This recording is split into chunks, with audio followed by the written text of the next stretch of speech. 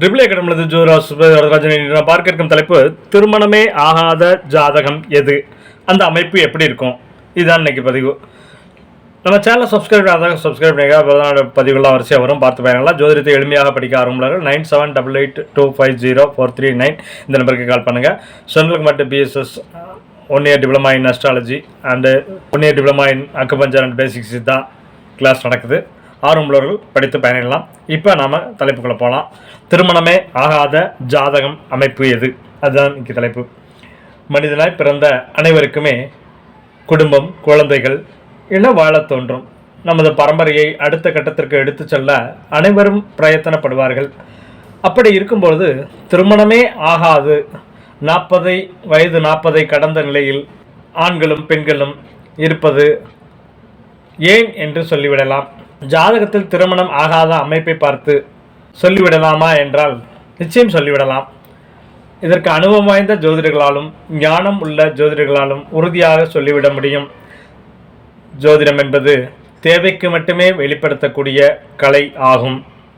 பொதுவாக திருமணம் ஆகாத நிலை ஜாதகத்தில் இருப்பவர்கள் கொஞ்சம் மாறுபாடான நிலையில் எதையும் யோசிப்பார்கள், புதுசாக யோசிப்பார்கள், வித்தியாசமாக பேசுவார்கள்.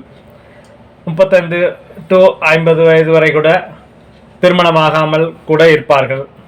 தங்களை சுற்றி உள்ள திருமணம் ஆகாதவர்களை உற்று கவனியுங்கள், புரியும். ஜாதகம் என்ன சொல்லுதுன்னு பார்க்கலாம். அதாவது குடும்பம்னு எடுத்துட்டோன்னா, குடும்பம் அப்படின்னு எடுத்தோன்னா 7 என்பது திருமணம், 2 என்பது குடும்பம். தாம்பத்தியம் என்பது 7 3 12 இது தாம்பத்தியத்தை குறிக்கும், குடும்பத்தை குறிக்கும். 7 2 7 3 12 தாம்பத்தியத்தையும் குறிக்கும். தாம்பத்திய சுகம் கிடைக்கிறது. தாம்பத்திய சுகம் கிடைத்தவுடன் புத்திரபாக்கியம் கிடைக்கணும். ஓகேவா? அப்பேற்பட்ட புத்திரபாக்கியஸ்தானமான லக்னத்திற்கோ அல்லது ராசிக்கோ 5ஆம் பாவகம் வலுவிழந்து, புத்திரஸ்தானமாகிய லக்னத்திற்கோ சந்திரனுக்கோ புத்திரஸ்தானமாகிய 5ஆம் பாவகம், புத்திரஸ்தானமாகிய 5ஆம் அதிபதி இல்லை புத்திரகாரனாகிய குரு இவர்களெல்லாம் வலுவிழந்து போனால் இவர்களுக்கு திருமணம் மேல் பிடிப்பு இருக்காது. ஓகேவா? அடுத்து திருமணத்திற்கு உரிய கலத்திரஸ்தானமான 7ஆம் பாவகம், திருமணத்துக்கு கலஸ்திரம் சந்திரனுக்கோ அல்லது லக்னத்திற்கோ கலஸ்திரஸ்தானமாகிய 7ஆம் பாவகம் அல்லது 7ஆம் அதிபதி அல்லது கலத்திரகாரகன் சுக்கிரன் வலுவிழந்து இருந்தால், அல்லது ராகு கேதுக்குள் அதுக்குள் பீடிக்கப்பட்டால், ராகு கேதுக்குள் அடைபட்டு விட்டால், இந்த மாதிரியானது இதோட சுக்கிரனும் வலுவிழந்தால் திருமணத்தின் மேல தாம்பத்திய நாட்டம் இருக்காது. தாம்பத்திய சுகத்தில் நாட்டம் குறைவாகவே இருக்கும். 7ஆம் பாவகம், 7ஆம் அதிபதி சுக்கிரன் ஆகியோர் ராகு கிரகங்களுக்குள் பீடிக்கப்பட்டு விடவும் கூடாது. அதே மாதிரி அபயோகி திசைகளும் நடந்தால் திருமணமாகாது. சிலர் ஜாதகத்தில் ஆன்மீக நாட்டம் உள்ள கிரகங்கள், சிலர் ஜாதகத்தில் ஆன்மீக நாட்டம் உள்ள கிரகங்கள் குரு சனி கேது வலுப்பெற்றால் இவர்களுக்கு சிற்றின்பத்தை விட, தாம்பத்திய சுகம் போன்ற சிற்றின்பத்தை விட பேரின்பத்தை அடையும் நோக்கமே இருக்குமே தவிர சிற்றின்பத்தின் மேல் நாட்டம் இருக்காது. ஒருவர் தாம்பத்திய சுகம் மேல் ஆர்வம் உள்ளவரா இல்லையா, அல்லது ஆன்மீக நாட்டத்தில் ஈடுபாடு அதிகம் உள்ளவரா என தெரிந்தாலே போதும். செவ்வாய், குரு, சனி, கேது ஆகிய ஆன்மீக கிரகங்கள் வலு பெற்று இருந்தால், இவங்கெல்லாம் வலு இழந்து இருந்தால், இவங்க வலு பெற்று இருந்தால் இவங்களுக்கு அந்த குடும்பம், ஒரு தாம்பத்தியம், குழந்தை இது மேலாம் ஒரு ஈடுபாடு வராது. லக்னத்திற்கோ ராசிக்கோ 7ஆம் பாவகம் 7ஆம் அதிபதி சுக்கிரன், 5ஆம் பாவகம் 5ஆம் அதிபதி புத்திரகாரகனான குரு வலுவிழந்து போயிருப்பார், அல்லது ராகு கேதுவால் பீடிக்கப்பட்டு இருப்பார்கள், அல்லது குரு சனி கேது வலுப்பெற்று ஆன்மீக நாட்டத்தில் அதிகமாக இருப்பார்கள். சிற்றின்பம் நாடமாட்டார்கள், பேரின்பத்தை நாடுவார்கள். நம்ம ஒரு உதாரண ஜாதகத்தை பார்ப்போம். ஓகேவா? உதாரண ஜாதகத்தை பார்த்தோம்னா உங்களுக்கு அதில் புரிஞ்சிடும். இருக்கு இல்லையா?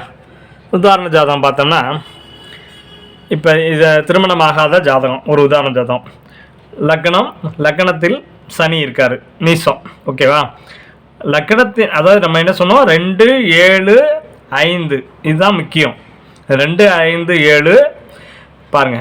லக்னத்திலிருந்து மேஷ லக்னம், 2ஆம் அதிபதி சுக்கிரன், அது மாதிரி 7ஆம் அதிபதி சுக்கிரன். இவங்க 2 பேருமே, 2 சுக்கிரன் எங்கே வளர்ந்துருக்காங்கன்னா 3ஆம் இடத்துல சுக்கிரன் மறைஞ்சிடுறாரு.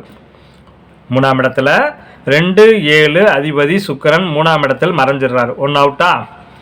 அடுத்து ஐந்தாம் அதிபதி, லக்னத்திற்கு ஐந்தாம் அதிபதி, ஐந்தாம் இடம் வந்து சூரியன், சிம்ம வீடு.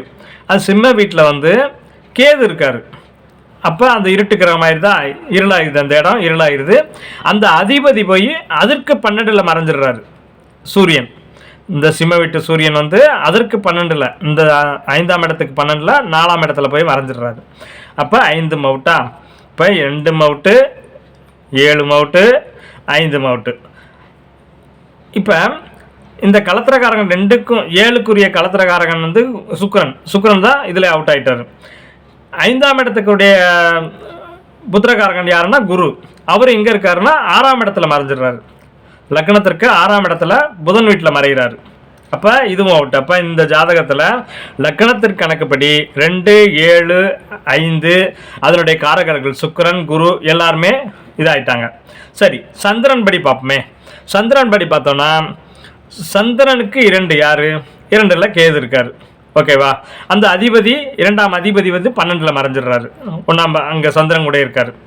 அப்போ சந்திரன் வந்து அங்கே இருட்டுக்குள்ளே இருக்கார். சூரியன், அந்த சூரியன் இருட்டுக்குள்ளே, அந்த அமாவாசை இல்லையா, 2 பேர் சேர்ந்துருக்காங்கன்னா அமாவாசை இருட்டுக்குள்ளே இருக்காங்க. அப்போ 2ஆம் அதிபதி அவுட்டு. சந்திரனுக்கு 5ஆம் இடம்ங்கிறது செவ்வா. சந்திரனுக்கு 5ஆம் இடம் செவ்வா எங்கே இருக்கார்? லக்னத்துக்கு 8ஆம் இடத்துல மறைஞ்சிடுறாரு. லக்னத்துக்கு 8ஆம் இடத்துல மறைஞ்சிடுறாரு. சரி, இப்போ சந்திரனுக்கு 7ஆம் இடம் யார்? சனி. சனி போய் எங்கே பண்ணுறாரு? சனி லக்னத்தோடைய சனியில் நீச்சமாயிடுறாரு. அப்போ இந்த ஜாதகத்தை பொறுத்தளவில் எல்லாமே அவுட் ஆயிடுது. புரியல? இவர் வாழ்கிறதுடைய வாழ்க்கைக்கு அர்த்தமே தெரியாது. எதுக்கு வாழ்கிறோன்னு தெரியாமல் தான் வாழ்ந்துட்டு இருப்பார். ஏன்னா தொழிலை விட்டு, குடும்பம் அவுட்டு, திருமணம் அவுட்டு, குழந்தை அவுட்டு, எல்லாமே அவுட்டு. ஆனாலும் இவருக்கு ராகு கடைசி கிரகமாக இருக்கனால தேடல் மட்டும், போகம் தேடல் வந்து இருந்துக்கிட்டு தான் இருக்கும். ஆனால் இவருக்கு வந்து திருமணம் ஆகவே இல்லை, ஆகவும் ஆகிறதுக்கு வாய்ப்பும் இல்லை. இதுதான் இந்த மாதிரி. இதை நீங்களாக உங்கள் ஜாதகங்களில் பொருத்தி பாருங்கள். உங்கள் திருமணம் ஆகாதவங்களோட ஜாதகங்களை எடுத்து பாருங்கள். பார்த்தீங்கன்னா அதில் புரியும். லக்கணத்திற்கு 2, 5, 7, சந்திரனுக்கு 2, 5, 7 இந்த அதிபதிகள் கெட்டிருக்காங்களான்னு பாருங்கள். ராகு எதுக்குள்ளே பிடிக்கப்பட்டிருக்கான்னு பாருங்கள். இல்லை 7க்குரிய காரகர் களத்திரகாரகர் சுக்கிரன், அவர் எப்படி நிலைமை பாருங்கள். 5க்குரிய காரகர் குரு, அவரோட நிலைமை பாருங்கள். இவங்க எல்லாம் எந்த நிலைமையில் இருக்காங்கன்னு பார்த்தோன்னா இதெல்லாம் கெட்டு போயிருந்துச்சுன்னா அவருக்கு திருமணம் ஆகாது. உங்களுக்கு தெரிஞ்ச வயது முதிர்ந்த 40, 50 தொடுறவங்கள போய் ஜாதகங்களை வாங்கி பார்த்தீங்கன்னா உங்களுக்கு இது புலப்படும். ஓகேவா? திருமணமாகாத ஜாதகங்கள் இதுதான். ஏன்னா அந்த நாட்டம் இருக்காது, அவ்வளோதான், வேற ஒன்றும் இல்லை. இந்த 3 விஷயம்தான். இந்த 3 விஷயம்தான் உங்களுக்கு கரெக்டாக இதாக இருக்கும். 7ஆம், அதாவது புத்திரபாக்கியம் 5 அவுட்டு, 7ஆம் இடம் அந்த தாம்பத்திய சுகத்துக்குரிய இதே இருக்காது. ஆன்மீக நாட்டத்தில் அதிகமாக இருப்பாங்க. இதோட தொடர்ந்து அவயோகி திசை நடந்துகிட்டே இருக்கும். இப்படிலாம் நடந்தால் திருமணமாக ஆகவே ஆகாது. தங்களுக்கு தெரிந்தவர்கள் ஜாதகங்களை வாங்கி பார்த்து இதனுடைய தெளிவுபடுத்தி கொள்ளலாம். ஓகேவா? அடுத்த கட்டத்திற்கு போவதற்கு என்ன செய்யலாம் என்று நீங்களே ஆராய்ந்து சொல்லிக்கொள்ளலாம். வாழ்க வளமுடன், வாழிய பல்லாண்டு. நன்றி.